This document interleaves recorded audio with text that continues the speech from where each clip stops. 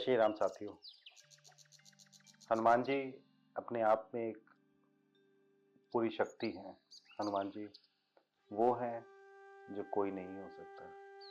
हनुमान जी एक भक्त हैं और उस भक्त के मंदिर इस देश में उसके प्रभु से भी ज़्यादा हैं। आप अंदाज़ा लगा सकते हैं, एक भक्त को लोग इतना प्रसन्न करना चाहते हैं, एक भक्त को लोग इतना साध लेना चाहते हैं कि वो भगवान तक पहुंच जाएं, और सब कुछ भक्त से मांग रहे हैं। भक्त के भगवान को अपना भगवान मानते हैं और भक्त से सब कुछ मांगने की आशा रखते हैं। साथियों, हम बात कर रहे हैं हनुमान जी की। हनुमान जी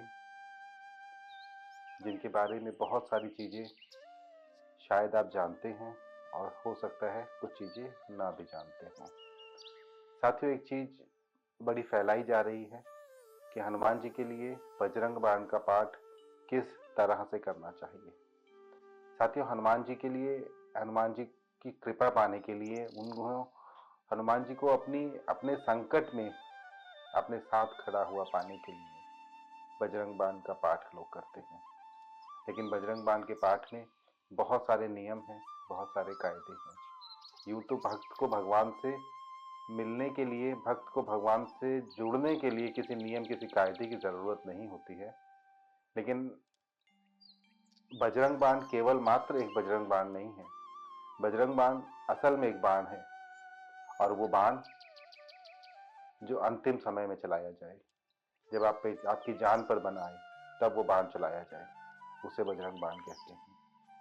यूं तो गृहस्थ जो लोग हैं उनके लिए हनुमान चालीसा बहुत शक्तिशाली है, बहुत पावरफुल है। उसका प्रयोग करें और उसका असर देखें आप।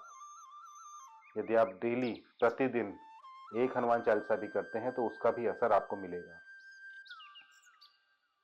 अब हनुमान चालीसा लोग पढ़ते हैं लेकिन कहते हैं कि हमें बजरंग बाण पढ़ना है, और बजरंग बाण किस आशा से पढ़ना चाहते हैं? पड़ोसियों से झगड़ा हो गया, बजरंग बाण पढ़ेंगे और इच्छा रखेंगे कि पड़ोसी का नुकसान हो जाए। किसी लड़की से प्रेम हो गया तो और बजरंग बाण पढ़ेंगे कि उस लड़की से विवाह हो जाए, या उसके परिवार नहीं मान रहा है तो वो परिवार मान जाए। बिजनेस नहीं चल रहा है, बजरंग बाण पढ़ेंगे और अपने अराइवल्स को नुकसान पहुंचाने की कोशिश करेंगे। बजरंग बाण ऐसे कार्यों में बिल्कुल कार्यरत नहीं होगा और आपको नुकसान पहुंचा कर जाएगा। बजरंग बाण आप तब पढ़ें जब आपके जीवन पर बात आ जाए। बजरंग बाण का पाठ आप तब करें जब आपको लगे कि अब और कोई रास्ता नहीं बचा है। बजरंग बाण बिल्कुल अपने नाम के समान है। बजरंग जी का वो बाण जो खाली नहीं जाता, बजरंग जी का वो वार जो खाली नहीं जाता, जो बजरंग बाण के रूप में हमें मिला है। और बड़े खुशकिस्मत हैं आप लोग कि आपके पास बजरंग बाण है। आप उसे याद कर सकते हैं, आप उसे कंठस्थ कर सकते हैं। जब आप ऐसी कठिनाई में फंस जाए, ऐसे परेशानी में फंस जाए, तब उसका प्रयोग करें और उसका प्रयोग देखने लायक होगा। आपको उस कठिनाई से बजरंग जी, बजरंगबली निकालेंगे। और इस बजरंग बाण में बजरंगबली को इस बात की शपथ दी गई है भगवान राम की कि मेरा ये काम करें, आपको भगवान श्री राम की शपथ है, ऐसा 5 बार कहा गया है। साथियों, ये जो रास्ता होना चाहिए, ये अंतिम रास्ता होना चाहिए। जब अब हमें लग रहा है कि अब हमारे पास कोई रास्ता बचा नहीं है और अब हम क्या करें, अब हम फंस गए, हमारी जान पर आ गई है, तब बजरंग बाण का पाठ करें।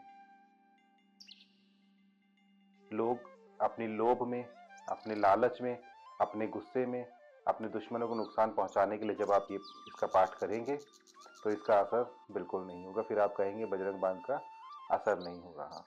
इन चीज़ों में बिल्कुल बजरंगबली आपका साथ नहीं देंगे। लेकिन हाँ, अगर आप परेशानी में फंसे हैं तो बिल्कुल साथ देंगे। परेशानी में फंसे हैं और आप उनका स्मरण भी करते हैं तो भी वो आपके साथ आके खड़े हो जाते हैं। ये मैं केवल वीडियो बनाने के लिए आपको नहीं बोल रहा हूँ, ये मैंने भुगता है, ये मैंने अपने साथ अनुभव किया है। जब ऐसी परेशानी में मैं फंसा हूँ और मैंने उनको स्मरण किया है तो मुझे उनका साथ महसूस हुआ है। मुझे वो अनुभूति महसूस हुई है कि भाई हाँ, मेरे साथ बजरंगबली खड़े हैं और मेरे काम को अब वो कर रहे हैं। तो साथियों, बजरंग बाण का पाठ करें, नियम और कायदे के साथ करें। यूं ही पाठ ना करें, नुकसान पहुंचाने के लिए पाठ ना करें। किसी को हराने के लिए पाठ ना करें, खुद को जिताने के लिए पाठ करें। बजरंग बाण कंठस्थ कर सकते हैं, याद कर सकते हैं, लेकिन भगवान श्री राम की शपथ देकर उनसे किसी गलत काम की आशा में इसका पाठ कतई ना करें। ये आपको नुकसान पहुंचा कर जाएगा और जिस आशा से आप इस पाठ को कर रहे हैं उस आशा को नुकसान पहुंचा कर जाएगा। तो बजरंग बाण का पाठ अच्छा है, आपकी इच्छा अच्छी होनी चाहिए, आपकी भावना अच्छी होनी चाहिए, तब वो आपका साथ देगा। जय श्री राम।